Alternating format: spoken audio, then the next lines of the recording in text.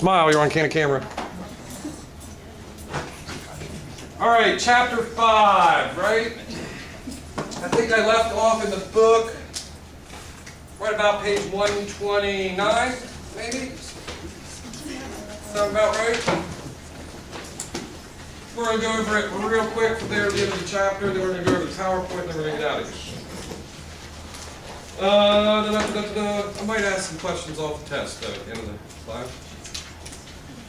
Good faith exception. I think I went over that, didn't I? I went over that, so let's skip on down. Did we talk about Leon in that? Let's skip on down. I think I did cover that. Inevitable discovery doctrine, or the fruit of the poisonous tree. Wong Sun. I don't actually like that one. Wong Sun versus United States, 1963. Is admissible if the police can prove they have inevitably discovered it anyway by lawful means. Inevitable discovery exception to this exclusionary rule was developed in 1984. In Nix versus Williams case, the exception states that evidence that has been seized illegally or evidence stemming from illegally seized evidence, fruit of the poisonous tree, is admissible if the police can prove that they would have inevitably discovered it anyway. Search warrants.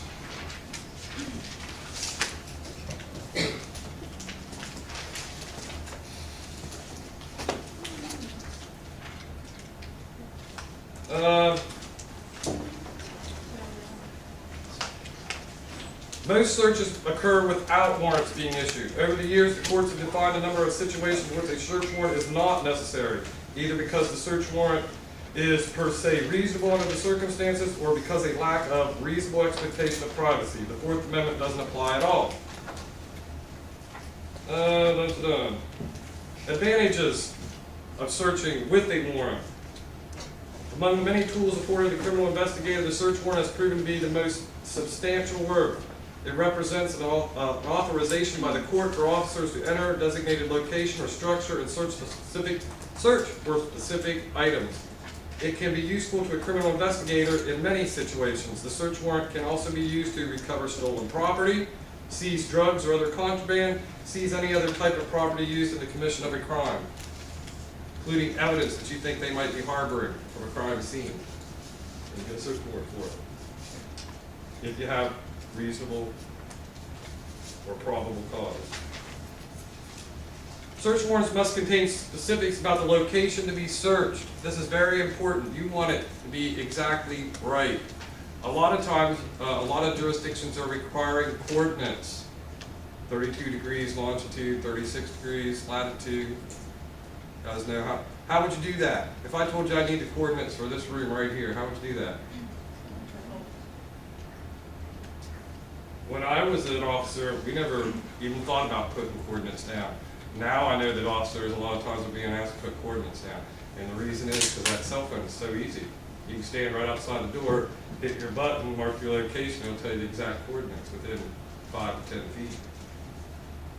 So a lot of times, what if it's an open field? Or it's an open field, but it's on private property, right?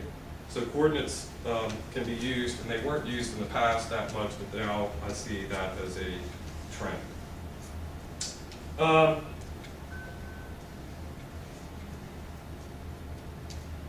The probable cause,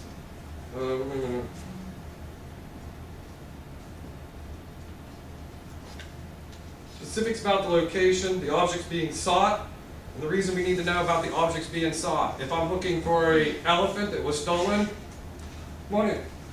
Can I look in their drawers of their house? Can I look in their barn? If the warrant was for the residents and outlying buildings. Yes.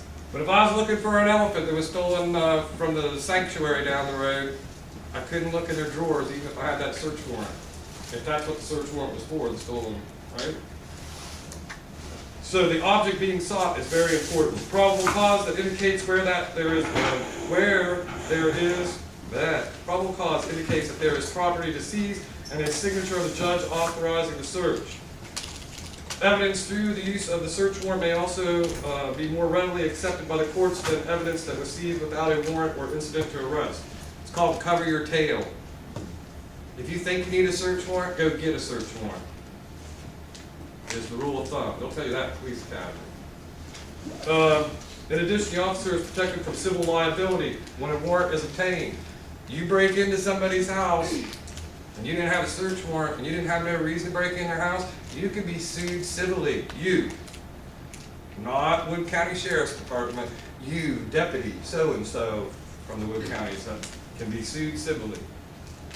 So be very careful about that. When you go to taking somebody's Fourth Amendment rights away from them and you're not in the right, you can be in the wrong real quick, civilly.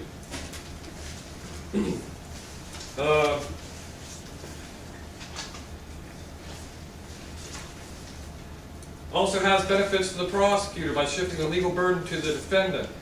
Instead of the prosecutor saying, hey, we had the right, the cops had the right to be there, they had the right to seize it. They don't have to prove that in court. There's a search warrant. So automatically, they would have, the defense attorney would have to go after that search warrant and say it was issued illegally or blah, blah, blah. That's really hard to do. So it's better to have a search warrant. The rule of thumb is, if you think you need one, get one.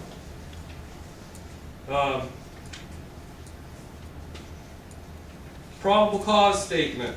Here's where a lot of CJ majors forget where English comes into play in your job. And I have always said the power of my pen when I was a cop was I've done a lot more damage to people with my pen than I ever did with my gun. Truthfully, I've never shot anybody, and I've put several people in prison, never even had to shoot at them. But all I had to do was sign my name to an affidavit and testify in court. Sign my name, testify. That's what put him in jail, it wasn't a bullet. And what do you need in your probable cause statement? It's basically the who, what, where, why, when, and how that led you to believe it went from reasonable suspicion that the crime was committed to probable cause the crime was committed. You need to fill it out accurately, probable cause statement accurately and correctly. Blanks are provided asking an affidavit. Fill out the offenses the suspect has been arrested for. If you look on page 132, I think you have the affidavit. You fill in the blanks, except that where it starts to wit down there. All that below it until you get down to 1, your affidavit. That's where you fill in. To wit, controlled substances to include marijuana, Schedule 1 LSD, Schedule 1 cocaine, Schedule 2, and $150 or $150 bill, U.S. currency bearing the serial number. What's that tell you right there? What's that tell you about this warrant? Huh? It's used to buy. I've done this a million times. As soon as I seen that, I don't have to read the case. I already know it's used to buy. When I was a cop, I give them $50, pull it right out of my own wallet. You know what I did? I took it over to the copy machine, because right here is my confidential informant. She says Joey down the street selling cocaine. Joey don't sell, I'll go get $100 bill. What's a teener these days? $150? I don't know. Anybody know what a teener is? You guys know what? My goody two-shoes. A teener is a small amount of cocaine. I think it's one of the smallest amounts you buy. It's like $150, maybe it's a ball. An 8-ball. I don't know. She says he's selling cocaine. I give her $250 to buy me an 8-ball. Right? So I put my cash right there on the Xerox machine, shut the lid. You're like, you Xerox money. Sure am. Pull out that. It's got serial numbers on it. I give her that $250. In fact, Deputy so-and-so here is female. I want to have you take everything out of your pockets. I mean everything. Wallet, everything, your purse. You're going to give it to Deputy so-and-so. She's going to search you. All right? And when she's done searching you, her and you are going to walk back to me, and I'm going to be like, she got anything on her? And you'll be like, nope. And I'm going to be like, here's $250. And what all does she need back before she goes and does this? And she's like, oh, her cell phone, her purse, or anything in there we should keep here that she shouldn't have on her, you know? And we give that back to you, and we know what you got on you. Oh, we kept your wallet, because you had cash in your wallet from some credit card. So we kept that. When you come back from the buy, we'll give you your wallet back with your money in it. right? Because I don't want her to have any cash that ain't marked, right? So I give her $250 and mark, I have the serial numbers, and she goes down the street or whatever. We might even give her a lift to around the corner, and we drop her off, and we say, go buy it, meet us back here, text me when you're done. She gets back in the cruiser, and she hands me the cocaine, the 8-ball. I'm like, I get out my look. Now, in the old days, I'm like, now you don't do that shit. All right? Now I go, oh, and I take this little, and I put it in this little thing about this big, and I put it in there, and I clip it shut, and I crack a little thing in there, and I go, and it turns purple. I'm like, good thing. And they took my money, right? Cool. Hey, get Judge so-and-so on the line with me. I'm going to be over there in about 10 minutes to get a warrant. Yep. All right. I already have on my clipboard that little affidavit there. I can fill it out with a pen. All right? And I put down there in the bottom, Susie here took a $50 bill, went, right? And that's how I fill out my affidavit to the judge. I go to the judge. He's like, gives me the search warrant. That's how it works. Then we go back there and we bust that house, trailer, tent, wherever it is they're at with my marked money. Now, you know what? The only thing is, I would never give out $250. $30 I would do for wheat deals, because I won't get that money back a lot of times. You don't have to stay in evidence until after the case is, and I have to ask the judge, can I have my money back? Now, we had money for big drug deals. For the drug task force, they have cash. You have to go to the drug task force commander and be like, I need $500 of the money out of the task force budget, and they give it to me. It's all marked and then recorded. And that money goes through court and sets in evidence and stuff. It's really task force money. We get it back at the end of it. But in small town Barnesville, when you come to the station, said Joey was selling pot out. I was like, can you buy some pot? He'd be like, sure, he's selling it. And I'd be like, here's $30, gonna get me an 8. All right? I ain't get $30 is nothing to me, but 500 or 250 for an 8-ball. Now we're gonna get a drug task force. So that's how that works. The affidavit for the search warrant is on page 132. And that's why, the reason I brought that up was the marked bearing serial number JO blah, blah, blah. Right there, it told me it was buy money. I've done that a million times. And then you go switch over to the search warrant. To wit, the rest of that you fill out. Down to you are commanded. So you have to put police officers always have to know who, what, where, why, when, and how. And you got to be able to articulate that. You have to articulate that kind of stuff for your reasonable suspicion that I build into probable cause that led me to arrest them. Right? I have to do the same thing with search warrants. Reasonable suspicion to probable cause. I filed for the search warrant. I got the search warrant. I executed the search warrant. You're always building your case.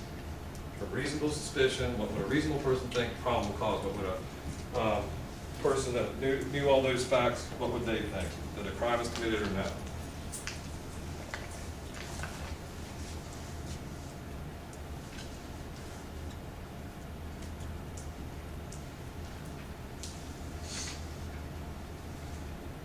Only necessary force can be used in executing a search warrant. Reminds me, we had a search warrant for a house in town. And the deal was with that one, the neighbor from their bathroom on the pooper could look over, and I got all that out anyway, this is true. They could see it from their bathroom window where they sat and looked out the window on the second floor. They could look over to their neighbor's second floor. It was a little lower, it's down the bank, and their second floor window, which was covered halfway up, but just inside there, about a foot inside that window, they had a marijuana plant growing. Right? So the neighbor called and said that. So you know what we did? We snuck down the house, went in their back door, and I was like, take me up to your bathroom, show me where. I'm like, yep, sure it looks like a marijuana plant. Yep. Went right back, filled this out, rang the judge, hey, can you get the judge, where's he at? All right, I'll be over at St. Clair's in a minute. Tell him I'm coming. And I'd slide one of these in front of him, he'd be like, Rep, did you see it? He'd usually swear me in, you know, don't even have to really do that. And I'd be like, yep, saw it with 2 eyes. He'd be like, do I need the warrant? Did I need the warrant? I bet you thought you needed it. I really didn't. Sure. It was plain view from the second story of the neighbor's house, and I was there legally in the neighbor's house. They said I could go use the restroom. Really, technically, I didn't need it. Did I go get one anyway? Yep. Why? Cover my tail.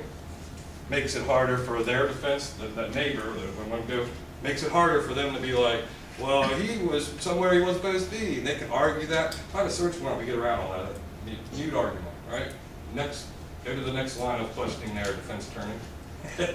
So I went and got a search warrant, just covers yourself. Next. Say I went, seen it, and by the time I got downstairs and went over there and kicked their door in, they already knew, and they'd like put it down the toilet and flushed 3 times and whatever, and it was gone. Now I went and busted in a door, didn't have no marijuana plant in my hand, and I got egg on my face, and I'm probably going to get sued. Me, not just the Barnesville Police Department, but me. I just entered somebody's castle for no damn reason. I know damn well they had marijuana in there, but the rest of the world thinks I'm an idiot. I kicked down the door and there's no marijuana in there because they shoved it down their toilet and flushed 3 times. It probably wouldn't go down, but if they could have got rid of it in the amount of time it took me to go down around there, I would have looked foolish. Probably lost my job. Much better to go get the warrant. Then if it's not there and they caught on to it or whatever, I'm not getting sued civilly. They're not trying to forfeiture my house and my car and all that. So that is search warrants. But here's what I wanted to go, I was going for. We're all on, we went and got a search warrant. When now the chief and the lieutenant and started, oh, let's get a search warrant, let's go down there. Oh, everybody's like, oh, everybody wants to be on the party, go to the, serve the warrant. So we go down to the house and we're getting ready to bust in. We pound on it. Barnesville Police Department, have a search warrant. You got 30 seconds to open the door. Boom, boom, boom, boom. Barnesville Police Department, you got 30 seconds to open the door. We're going to kick it in. We have a search warrant. Boom, boom, boom, boom. Lieutenant walks over. Windows open. Right there. I mean, I can step through. Now, Sergeant, kick damn door in anyway! Lieutenant, why do we need to do that? We can go right in through the window. There's no need to kick the door in. We went in through the window. We could have kicked the door in. And they usually would have. Huh? They usually would have. They usually would have. What wasn't necessary. So, you can probably get away with that. But if it's not necessary to break stuff to make entry, don't break stuff. But everybody was gung ho when break the door in anyway. And right, and that is. That's another thing about policing. Everything that happens in New York City on for a cop, beat cop in New York City happens for the Worth County Sheriff, and only the Worth County Sheriff might deal with it once every 3 years versus every day 3 times during that day. You see what I'm saying? It's all relative to your population you serve. You can read about those. Consent searches. If you do a consent search, be careful. Do not threaten them. Do not be like, if you consent, I won't charge you with this felony. That's coercion. That's not consent.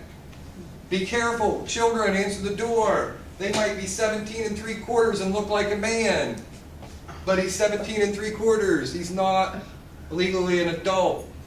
So he comes to the door and you really want to get in there and you say, hey, can I search it? She's 17 3/4, but she looks like a young woman of 20 or, I think if she's 17 3/4 and she signs consent and I go in, that consent ain't worth poop. Because she's a juvenile. She can't sign the rights way to that, right? Now she's emancipated, that's a whole different story, but we won't go there. Right? So be careful. What if she's an adult but she's mentally incompetent? I feel like the correct word. What if she's mentally incompetent? She rides the short bus to the special programs and she's like 20. We have that in Belmont Why County. is she home alone? Right? Doesn't matter. Not my, but the judge could say, if I get her to sign that consent, she's home alone, she's mentally challenged, she has a guardian, she can't sign checks, she can't enter in a contract, she can't sign a darn consent form either. Right? She can't give permission. Juveniles can't give permission. Same with an adult that's mentally challenged. So be careful on your consents. They are pretty broad, they cover you, but there are certain things that you can't get a consent from, which is a child, somebody that's mentally challenged. There are regulations again for consent to search. Search is incident to arrest, stop and frisks. Remember with these, and I've said it before, with your stop and frisk and all that, as a police officer, you're a walking, talking video recorder for reasonable suspicion, probable cause. And you got to be able to remember those things and be able to list them later. Well, the reason I arrested them was this led to this, led to this, led to this, and then I was certain that a crime had been committed and I arrested them. Plain view's easy. Right? Plain view's easy. He was smoking a joint right in front of me, and I come around the corner. He was peeing on the side of the wall at 2 a.m. outside the bar. Those are easy. I saw it. Bam. But most of the time, or a lot of the time, that's not plain view, and you've got to build that reasonable suspicion of probable cause.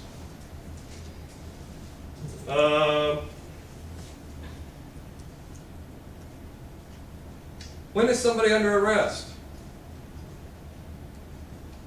I'll break it down pretty, the book goes into lots of detail, but I'll basically break it down to you. When I tell them they're under arrest, or, you're under arrest, you're under arrest. If I had my back, you're under arrest. You can run, do all your thing, you're escaping. I can charge you with escape at that point, or fleeing and eluding a police officer or whatever. The other one is once I put handcuffs on you, and I shouldn't even say that. Once, put your arm out here. Once I put my hands on her and she's not allowed to move, she goes yank away, and I said, "You're staying right here, young lady, I'm going to talk to you." I got a badge on, a gun on. She's under arrest. I just told her and took control of her. She yanks away from me. You're resisting arrest. I told you she's under arrest. Right? As soon as you take control of their body and you tell them where they can and can't go, they're under arrest. Otherwise, what's it called? Unlawful restraint. Right? What if I did that? I'm not a cop when I do that to you. I unlawfully restrained you. But now I drag you out of here, put you in my car, and we drive over to Marietta.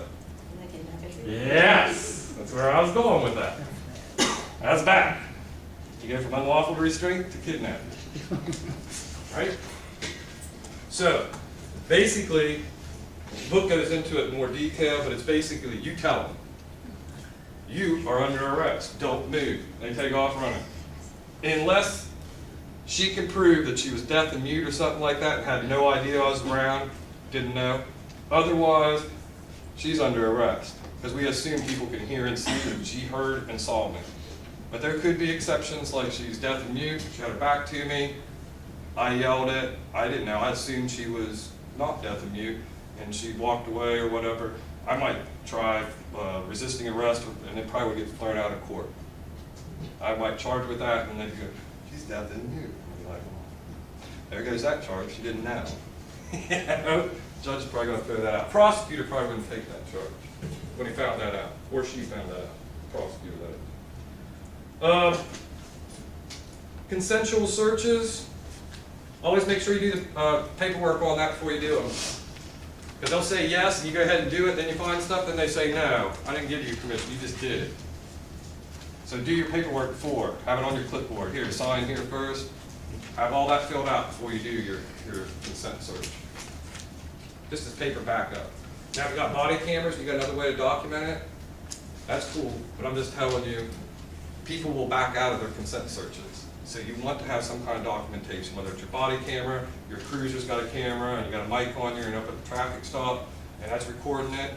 That's probably enough. But even then, most officers are trained nowadays. Put that consent form under their nose, have them sign it. Thank you very much. Now do the search.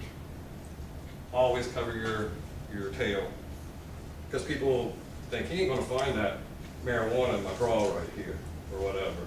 And lo and behold, I found it. Now, Miss Hunt says, "I didn't give him permission. He just grabbed around there and found it." No, I didn't. He told me I could search.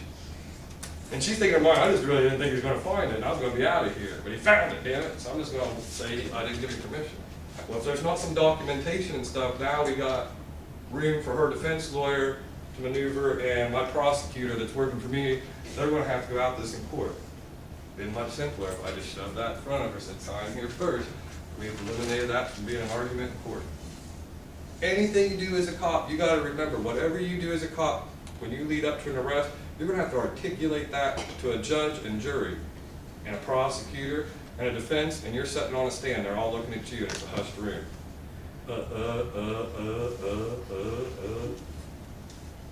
Makes you look stupid.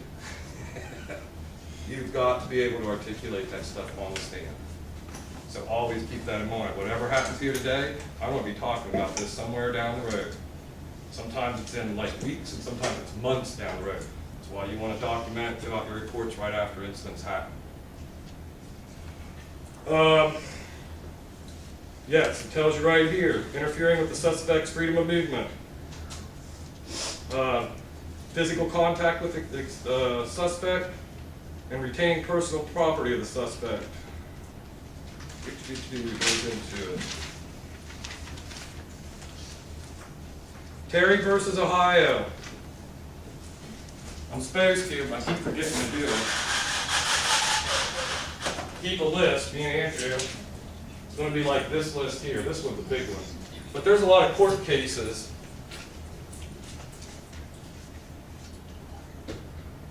And this chapter is packed full of them, but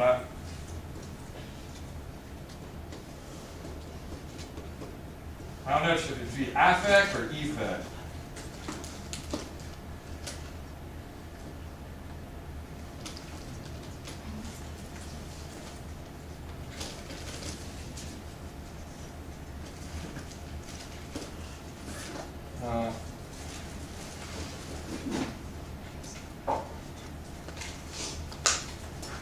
Terry versus Ohio is a big one. All right? Terry versus Ohio is a big one. In Terry versus Ohio, gives officers the authority to conduct a pat-down search or frisk of a suspect who has been the subject of a valid investigative stop if the officer reasonably believes that the suspect may possess a weapon. Does it say gun, contraband? Nope. It says a weapon. So what are weapons? Guns, that's easy. How about a knife? All right? That's two main weapons I'm looking for. And then third is a chemical agent, such as pepper spray or some kind of acid in a bottle or some kind of something like that.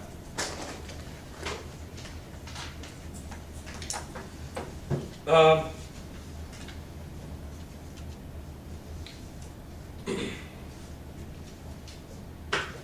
following points are vital. If the stop is invalid, the pat-down search is also invalid. Only a valid investigative stop based on reasonable suspicion of criminal activity justifies a pat-down search. Look, it says reasonable suspicion, not probable cause, reasonable suspicion. Probable cause I need for arrest. Reasonable suspicion is a little lower standard.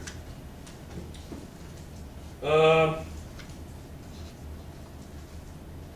right to stop the suspect for questioning does not automatically give the officer the right to conduct the pat-down search. The belief that the right to stop automatically gives the officer the right to frisk is one of the common errors made by police officers. In reality, even if the stop is valid, before a pat-down search may be conducted, there must be a separate basis for believing that the person who has been stopped may possess a weapon and may be a threat to the officer. Factors that may justify an officer reaching that conclusion that a suspect has been validly stopped may possess a weapon include the type of crime suspected, the number or the circumstances of the stop, number of suspects, number of officers present at the time of day and location of the stop, the behavior of the suspect, belligerent or not belligerent, any visual indication that the suspect may be carrying a weapon, bulge in the clothing, any prior knowledge that the officer may have that this particular individual is prone to violence. How do you think that happens? I know when I do them, it's usually because I'd be, here's how it would go. 15 Barnesville, go ahead. Boy Ida Boy, 7064, a high PC, signal 7, stand by. Unit 15, go ahead. Comes back to a Schmo Doe Bogo at 124 East Main Street. Has 3 priors, one of them's a weapons offense. Has 2 DUIs and something else. Okay. I'm still behind him in my car. You know what I'm thinking? Better call back up. 15-7. Go ahead. What's your location? West end of town? I'm at the center of town. Get ready to stop this car. You want to head this way for code 10, which is backup.